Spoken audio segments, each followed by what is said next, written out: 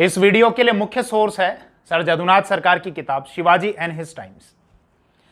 तो बात है वर्ष 1659 ईस्वी की, जब बीजापुर की आदिल शाही का दरबार लगा हुआ था। बीजापुर के शासक थे अली आदिल शाह सेकंड, लेकिन सत्ता की जो वास्तविक बागडोर थी वो बड़ी साहिबा के हाथों में थी। बड़ी साहिबा जो अली आदिल शाह सेकंड की दादी थी, और वर्ष 1660 ईस्वी में जब तक वो मक्का की यात्रा पर नहीं गई थी तब तक बीजापुर की आदिल शाही की सत्ता की वास्तविक बागडोर उन्हीं के हाथों में रही थी। तो खैर, वर्ष 1659 ईस्वी में बीजापुर की आदिल शाही का दरबार लगा हुआ था, और इसका मुख्य उद्देश्य था कि जैसे भी हो छल कपट से या बल से छत्रपति शिवाजी राजे को बंदी बनाकर ले आओ। तो उस दरबार में बड़ी साहिबा ने कहा कि आप में से कौन है जो शिवा को पकड़कर बंदी बनाकर लाएगा। पूरे दरबार में सन्नाटा छा गया। कौन जाएगा पकड़ने के लिए? कौन जाएगा वहां जंगलों में युद्ध लड़ने के लिए? कौन जाएगा आत्महत्या को निमंत्रण देने के लिए? तभी उस खामोशी में से, उस सन्नाटे में से एक आवाज आई जिसने कहा, मैं शिवा को पकड़कर बंदी बनाकर लाऊंगा। सबकी नजरें उस व्यक्ति की ओर केंद्रित हो गई। यह व्यक्ति थे अब्दुल्ला भटारी उर्फ अफजल खान। लेकिन अफजल खान उस समय भावनाओं में ज्यादा बह गए, ज्यादा जज्बाती हो गए और कुछ ज्यादा डींगे हाँक दी। ये कहा कि मैं चैन में बंद करके बेड़ियों में पकड़कर शिवा को यहां लेकर आऊंगा, और इसके लिए मुझे घोड़े से भी नहीं उतरना पड़ेगा। लेकिन इस अभियान की क्या कठिनाई होने वाली थी, कितना संघर्ष इसमें होने वाला था, यह बात अफजल खान के दिमाग में भी रही होगी कि यह अभियान इतना सरल नहीं है, इतना साधारण नहीं है, बहुत चुनौतीपूर्ण होने वाला है। खैर, एक सवाल यहां से निकलकर आता है कि बीजापुर की आदिल शाही के द्वारा छत्रपति शिवाजी राजे के विरुद्ध यह सैन्य अभियान चलाने की क्यों तैयारी की जा रही थी, जिसमें वो किसी भी स्तर तक जाने को तैयार थे कि भले ही छल कपट करो, लेकिन जैसे भी हो छत्रपति शिवाजी राजे को बंदी बना लाओ या मौत के घाट उतार दो। तो इसके लिए मैं आपको थोड़ा सा पीछे लेकर चलता हूं। तो बात है इस दरबार के आयोजन से 2 वर्ष पहले, मतलब वर्ष 1657 ईस्वी की, जब बीजापुर की आदिल शाही का मुगलों के साथ में संघर्ष हो रहा था और इस संघर्ष में उनकी कमर टूट चुकी थी, और रही सही कसर छत्रपति शिवाजी राजे के द्वारा पूरी कर दी गई थी। उन्होंने कोंकण के क्षेत्र पर, वेस्टर्न घाट के क्षेत्र पर और बहुत बड़े क्षेत्र पर अपना अधिकार कर लिया था। क्यों? स्वराज्य की स्थापना करनी थी। तो खैर, इसके बाद में बीजापुर की आदिल शाही के द्वारा, मतलब अली आदिल शाह के द्वारा, छत्रपति शिवाजी राजे के पिता शाहजी राजे भोसले, जो आदिल शाही के दरबारी थे, उनसे कहा कि अपने पुत्र को समझाओ, अपने पुत्र को दंडित करो। लेकिन शाहजी राजे भोसले ने कहा कि वो मेरा कहना नहीं मानता और मेरी तरफ से आप स्वतंत्र हो, मेरी भावनाओं का ध्यान रखे बिना आप जो भी करना चाहो उसके साथ में कर सकते हो, और जिस प्रकार की भी सजा देना चाहो उसको दे सकते हो।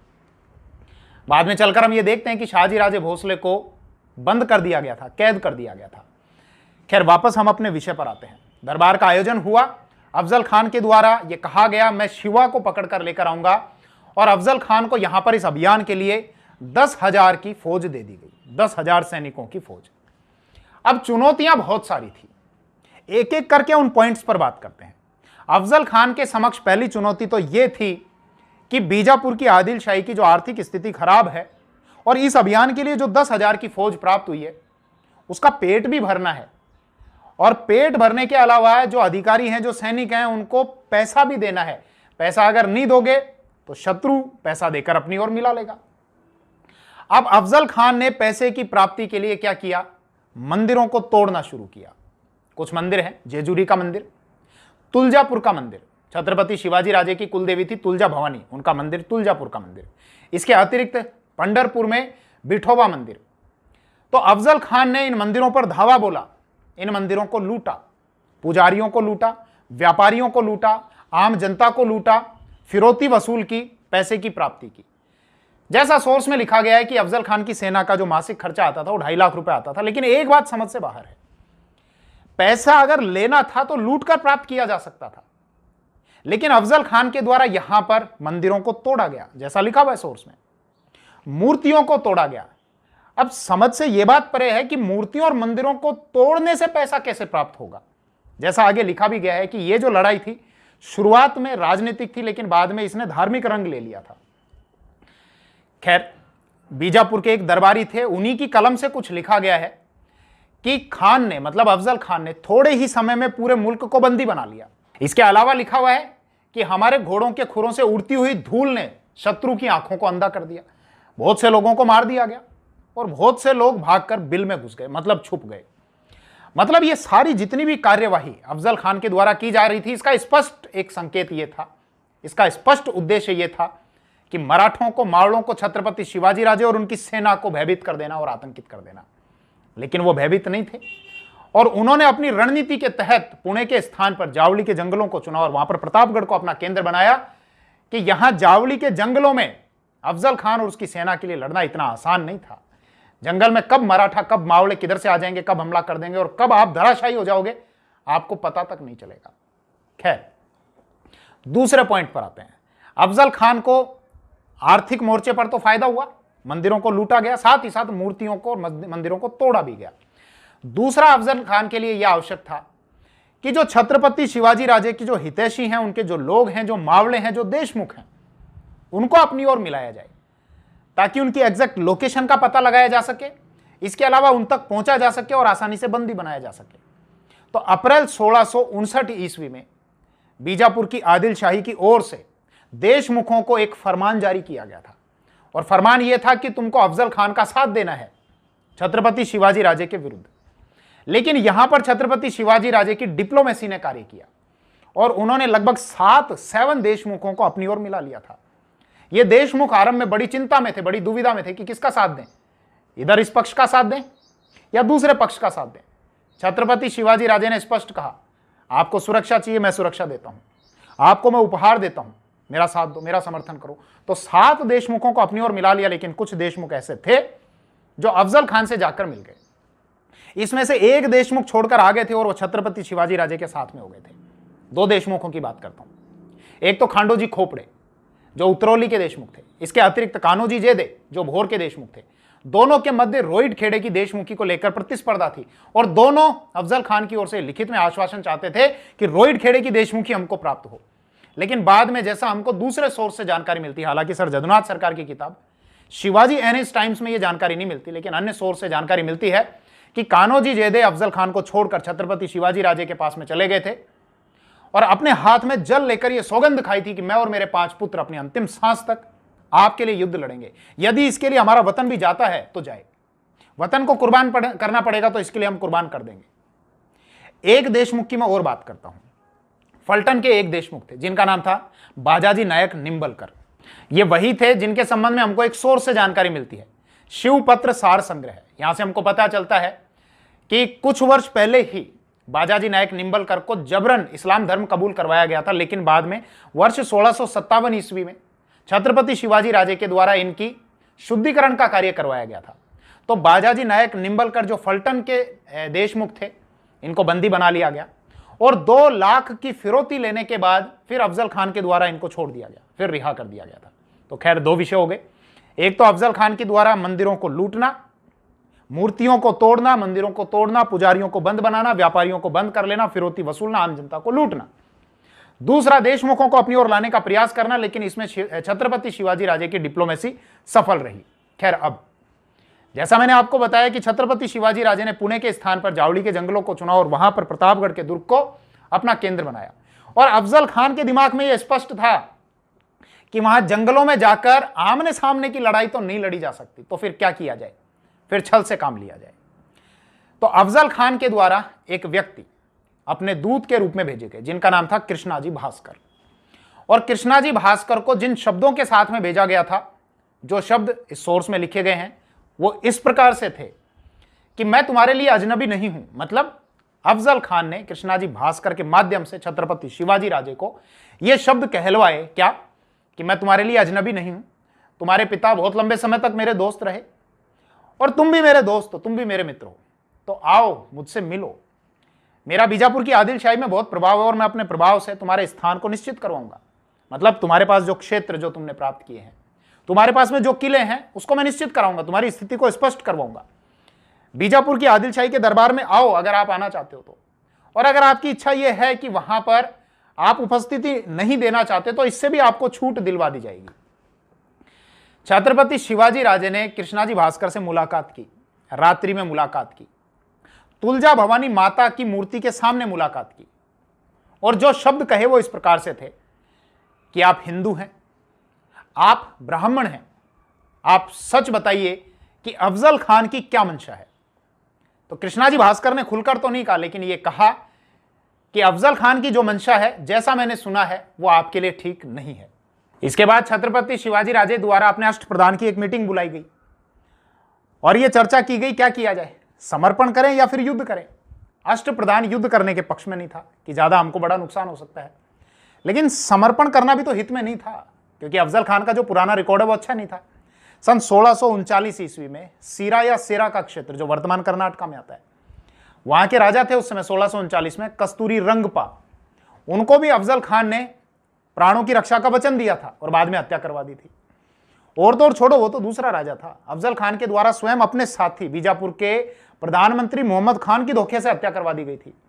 सन 1657 ईस्वी में जब बीजापुर को मुगलों के साथ में संघर्ष करना पड़ रहा था, युद्ध लड़ना पड़ रहा था, तो बीजापुर के प्रधानमंत्री थे मोहम्मद खान या खान मोहम्मद, जो कि बीजापुर के प्रति निष्ठावान थे, मुगलों के साथ में संघर्ष कर रहे थे।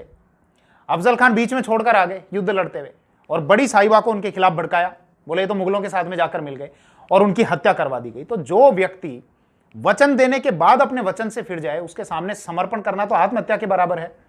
अब इसी के संबंध में एक किंवदंती है कि छत्रपति शिवाजी राजे को कुलदेवी तुलजा भवानी ने दर्शन दिए और यह कहा कि मेरा आशीर्वाद तुम्हारे साथ में है और जीत तुम्हारी होगी। इसके बाद वो सभी प्रिपेयर हुए कि सीधे अगर युद्ध लड़ना हो तो युद्ध लड़ेंगे, और यदि अफजल खान किसी भी प्रकार के विश्वासघात को लेकर, छल कपट को लेकर तैयार होकर आएगा तो उसी रूप में उसका जवाब दिया जाएगा। अब छत्रपति शिवाजी राजे ने अपने एक व्यक्ति गोपीनाथ पंत जी को दूत के रूप में अफजल खान के पास में भेजा, कुछ शर्तों के साथ में। यह कहा कि हमको आपका प्रस्ताव स्वीकार है, हमारी तरफ से 4 लोग आएंगे राजे सहित, आपकी तरफ से भी 4 लोग रहेंगे, और मिलने का जो स्थान रहेगा वो हमारा क्षेत्र रहेगा। मतलब वाई या वई में नहीं मिलेंगे, जो कि हेडक्वार्टर था अफजल खान का। कहां पर मिलेंगे? जंगलों में, प्रतापगढ़ के नीचे। कहां पर? प्रतापगढ़ के नीचे, थोड़ा समझ लेना, घने जंगल है जहां प्रतापगढ़ का दुर्ग बना हुआ है, उसी के नीचे एक चोटी पर कैंप लगाया जाएगा, एक टेंट लगाया जाएगा, जो चोटी है उस चोटी के शीर्ष पर। तो प्रतापगढ़ से तो नीचे हो गया, और इस चोटी के नीचे एक घाटी है जहां पर कोयना नदी बहती है।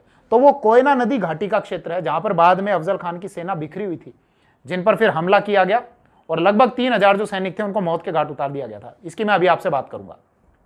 तो क्या क्या शर्तें थी? हमारी ओर से 4 लोग रहेंगे, आपकी तरफ से भी 4 लोग रहेंगे। अफजल खान ने कहा ठीक है। मिलने का जो क्षेत्र रहेगा वो वाई या वही नहीं रहेगा जहां पर आपका हेडक्वार्टर है, मिलने का जो क्षेत्र रहेगा वो हमारा रहेगा प्रतापगढ़, ठीक है। अब वहां गोपीनाथ पंत जी जो गए थे वो दरअसल इस प्रस्ताव पर चर्चा करने के लिए नहीं गए थे, वो गए थे अफजल खान की वास्तव में क्या मंशा है उसका पता लगाने के लिए। अफजल खान के अधिकारियों को घूस दी गई और घूस देकर यह पता लगाया गया और यह जानकारी हुई कि जब बातचीत होगी, मीटिंग होगी, तो उसी दौरान छत्रपति शिवाजी राजे को गिरफ्तार कर लिया जाएगा, बंद बना लिया जाएगा। अब सभी तैयार थे। ये चोटी, इस चोटी पर कैंप लगाया गया, 2 रास्ते, एक इधर से रास्ता, एक इस साइड से रास्ता, और इस और तो और छत्रपति शिवाजी राजे के द्वारा वाई से लेकर और यहां तक का जो रास्ता था उसको पूरा साफ करवाया गया, जंगल को साफ कराया गया रास्ते पर जो आता था, और रास्ते में बीजापुर की सेना के लिए खाने और पीने की व्यवस्था तक करवा दी गई थी। अब जब खान आए, अफजल खान आए अपने 1000 सैनिकों के साथ में, तो गोपीनाथ पंत जी ने रोका, बोले आप ये क्या कर रहे हैं?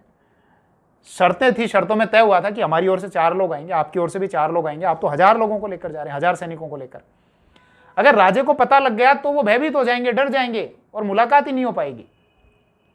तो ये केवल एक तकनीक थी, ये बोलने का एक तरीका था। अफजल खान ने कहा हाँ बात तो ठीक है, और उनको वापस भेज दिया और केवल 4 लोगों को रखा। एक तो खुद अफजल खान, इसके अतिरिक्त सैयद बंडा, ध्यान रखना सैयद बंडा जो है बहुत जबरदस्त तलवारबाज था। इसके अतिरिक्त कृष्णाजी भास्कर और एक व्यक्ति और थे जिनका नाम इस सोर्स में नहीं दिया गया, जिसके आधार पर मैं ये लेक्चर रिकॉर्ड कर रहा हूं। छत्रपति शिवाजी राजे की ओर से भी 4 व्यक्ति थे, एक तो स्वयं थे, एक गोपीनाथ जी पंत थे, इसके अतिरिक्त जीवा महिला थे, और इसके अलावा शंभूजी कावजी थे। ये 4 लोग थे। अब पहले ये यहां पर आ गए अफजल खान। अफजल खान जब आए इस टेंट में, इस तंबू में आए, जो भी कैंप लगाया हुआ था, तो उसके वैभव को देखकर उनका पारा हाई हो गया। बोले ये एक दरबारी का पुत्र है, दरबारी के पुत्र के पास इतना वैभवशाली सामान कैसे हो सकता है? तो गोपीनाथ पंत जी ने स्थिति को संभाला और ये कहा कि जैसे ही वो राजे आपके सामने आएंगे, जैसे ही समर्पण करेंगे, तो ये सामान वापस बीजापुर में भेज दिया जाएगा एक गिफ्ट के तौर पर, उपहार के तौर पर, ठीक है। अब अफजल खान बैठे हुए टेंट में, तंबू में, राजे को भी मैसेज भेज दिया गया आप आ जाइए, ये बैठे हुए। उन्होंने आने से पहले अपनी माता जिजाऊ के पैर छुए, आशीर्वाद लिया। इसके अलावा अपने अष्टप्रधान को निर्देश दिया कि यदि मेरी हत्या हो जाती है, मुझे मौत के घाट उतार दिया जाता है, तो बालक राजे को अगला छत्रपति बना दिया जाए, अगला शासक बना दिया जाए और माता जिजाऊ के निर्देशन में यह राज्य संचालित किया जाए। आने से पहले उन्होंने अपने वस्त्र के नीचे लोहे का कवच पहना, आगे भी और पीछे भी, और अपनी जो पगड़ी थी उस पगड़ी के नीचे लोहे की एक कैप उन्होंने पहन ली, क्योंकि यह स्पष्ट था वहां पर जब वो जाएंगे तो उन पर हमला होने वाला है, यह स्पष्ट थी ये बात। अब जब वो गए, चढ़कर ऊपर जब गए, तो कुछ क्षण के लिए वो रुके और रुककर उनकी नजर एक व्यक्ति की ओर गई। ये कौन व्यक्ति? सैयद बंडा। वो जानते थे तलवारबाज है। उन्होंने कहा ये यहां क्या कर रहा है, जब मेरे साथ नहीं है तलवारबाज, तो इनको भी बाहर भेजा जाए। बाहर भेज दिया गया। अब उस टेंट के अंदर, उस कैंप के अंदर एक और अफजल खान, वो अफजल खान जो दैत्याकार शरीर के थे, विशालकाय शरीर के थे। भाई मैं तो उनको देखने नहीं गया, आप भी देखने नहीं गए। सोर्स जब पढ़ते हैं तो जानकारी मिलती है कि वो विशालकाय शरीर के थे और छत्रपति शिवाजी राजे उनके कंधे तक ही आते थे। वो लंबे चौड़े थे, छत्रपति शिवाजी राजे छोटे से थे। तो दोनों एक दूसरे के आमने सामने। अफजल खान की कमर में एक और कटार बंधी हुई थी, एक और तलवार थी। लेकिन शिवाजी राजे के पास में सीधे देखने पर कोई हथियार नजर नहीं आता था, लेकिन उन्होंने अपनी रक्षा के लिए उल्टे हाथ में यहां पर उंगलियों के बीच में वाघ नख पहना हुआ था। वाघ नख मतलब बाघ का मतलब होता है टाइगर और नख का मतलब नाखून। तो उसी प्रकार का एक हथियार होता है जो मुट्ठी में बंद हो जाता है, दिखता नहीं है लेकिन खोरने पर दिखाई देता है। और इसके अलावा उन्होंने अपने सीधे हाथ की जो बाजू है वहां पर एक कटार भी छुपाई हुई थी। वो मिलने के लिए गए। देखो ध्यान देना, दोनों के मध्य काफी बातचीत हुई थी, जिसका एक सोर्स भी है जो मीर आलम के द्वारा लिखा गया है, जो निजामुल मुल्क के मंत्री हुआ करते थे। उसमें एग्जैक्ट दोनों के बीच में क्या क्या बात हुई थी उसका पूरा उल्लेख है। उसकी चर्चा मैं नेक्स्ट वीडियो में करूंगा, इस वीडियो में नहीं करूंगा। और साथ ही साथ मैं ये भी चर्चा करूंगा कि कुछ इतिहासकार ये कहते हैं कि अफजल खान के द्वारा धोखा नहीं दिया गया था, शिवाजी राजे के द्वारा दिया गया। कुछ ये कहते हैं कि छत्रपति शिवाजी राजे ने धोखा नहीं दिया, अफजल खान ने दिया। तो एग्जैक्टली क्या हुआ था, कुछ रिकॉर्ड के आधार पर मैं आपके साथ में चर्चा करूंगा, जिसमें इंग्लिश फैक्ट्री के भी रिकॉर्ड हैं। इसके अलावा नूरुल्लाह के द्वारा लिखा गया है official history of Ali Adil Shah second, उसमें भी कुछ बातें हमको पता चलती हैं। बहुत पूरी पोल पट्टी खुल जाएगी, नेक्स्ट वीडियो में हम बात करेंगे। खैर वापस हम पॉइंट पर आते हैं। तो कैंप के अंदर की बात है, एक और लंबे चौड़े अफजल खान, दूसरी और उनके सामने छोटे से कद के छत्रपति शिवाजी राजे। दोनों गए एक दूसरे के पास में। अफजल खान ने अपनी बाहें फैलाई, शिवाजी राजे को गले लगाया और गले लगाने के बाद कस के पकड़ लिया, उल्टे हाथ से गर्दन को दबा लिया। और यह पकड़ इतनी मजबूत थी कि छत्रपति शिवाजी राजे अपने को हिला नहीं पा रहे थे। बचाव में उन्होंने क्या किया, अपने उल्टे हाथ में जो वाघ नख था उस वाघ नख से अफजल खान के पेट को फाड़कर हथेलियों को बाहर निकाल दिया और अपने सीधे हाथ से कटार निकालकर अफजल खान के पेट पर मारी। बस इतना ही था, अफजल खान की पकड़ ढीली हो गई और फर्श पर धराशायी हो गए अफजल खान और चिल्लाने लगे, बचाओ बचाओ बचाओ बचाओ। तभी दोनों ओर के जो साथ के जो लोग थे वो अंदर भाग कर आए। सैयद बंडा के द्वारा छत्रपति शिवाजी राजे के सिर के ऊपर तलवार से 2 प्रहार किए गए। उनकी जो पगड़ी है वो कट चुकी थी, लेकिन अंदर जो लोहे की कैप पहनी हुई थी उससे उनका बचाव हो गया। तुरंत लपक कर छत्रपति शिवाजी राजे के साथ के जो व्यक्ति थे, जीवा महिला, उन्होंने सैयद बंडा का सीधा हाथ काट दिया। हाथ जमीन पर पड़ा था और अगले ही क्षण सैयद बंडा की जो गर्दन है वो जमीन पर पड़ी थी और वो धराशायी हो चुका था। अफजल खान जो जमीन पर पड़े हुए थे, पालकी वाले लोग आए, तुरंत उन्होंने अफजल खान को पालकी में बैठाया और बैठाकर जब चलने लगे तो शंभूजी काव जी ने अफजल खान को पालकी से बाहर घसीट लिया और अफजल खान की गर्दन उतार दी गई। और इसके बाद तोप से एक संकेत दिया गया। जो छत्रपति शिवाजी राजे की सेना जंगलों में तैनात थी नेताजी पालकर के नेतृत्व में, इसके अलावा मोरोपंथ त्र्यंबक पिंगले के नेतृत्व में, और जो मावले वहां पर तैनात थे, तोप की आवाज सुनकर उनका स्पष्ट यह संकेत था कि बीजापुर की सेना के ऊपर टूट पड़ो। बीजापुर की सेना ने यह नहीं सोचा था कि अब उनके साथ में ऐसा होने वाला है, क्योंकि वो लोग तो इस चीज के लिए तैयार थे कि अफजल खान ने या तो छत्रपति शिवाजी राजे को बंदी बना लिया होगा या मौत के घाट उतार दिया होगा। इसलिए उनकी जो सेना है वो नीचे कोयना घाटी के क्षेत्र में बिखरी हुई सेना थी। उनका मार्ग बंद कर दिया गया और 3000 सैनिकों का संहार किया गया। बाकी के जो सैनिक थे उन्होंने अपने मुंह में दांत के नीचे घास का तिनका दबाकर और समर्पण की मुद्रा में वो सामने आ गए। जिन्होंने समर्पण किया उनको छोड़ दिया गया। और जब हम सोर्स पढ़ते हैं तो जानकारी मिलती है कि उनको बाद में सम्मान के साथ में भोजन और वस्त्रों के साथ और उपहार के साथ वापस बीजापुर पहुंचवा दिया गया था। यहां पर मराठों को काफी लाभ हुआ। अफजल खान के पास में जो 65 हाथी थे वो ले लिए गए। 4000 घोड़े प्राप्त हुए मराठों को, 1200 ऊंट प्राप्त हुए और 10 लाख रुपए की रकम भी प्राप्त हुई। और 1659 ईस्वी के प्रतापगढ़ के इस युद्ध को जीतने के बाद छत्रपति शिवाजी राजे की प्रतिष्ठा बढ़ी और मराठों का प्रभाव भी बढ़ा। अब नेक्स्ट वीडियो में हम बात करेंगे कि धोखेबाज कौन थे, किसने पहले प्रहार किया था। क्या छत्रपति शिवाजी राजे ऐसा छल कपट करना चाहते थे या अफजल खान ऐसा छल कपट करना चाहते थे, और दोनों के मध्य एग्जैक्टली उस टेंट में जब आमने सामने थे तो किस प्रकार की बातचीत हुई थी, इसके संबंध में हम चर्चा करेंगे नेक्स्ट वीडियो में। इस वीडियो में फिलहाल इतना ही। Thank you. जय हिंद।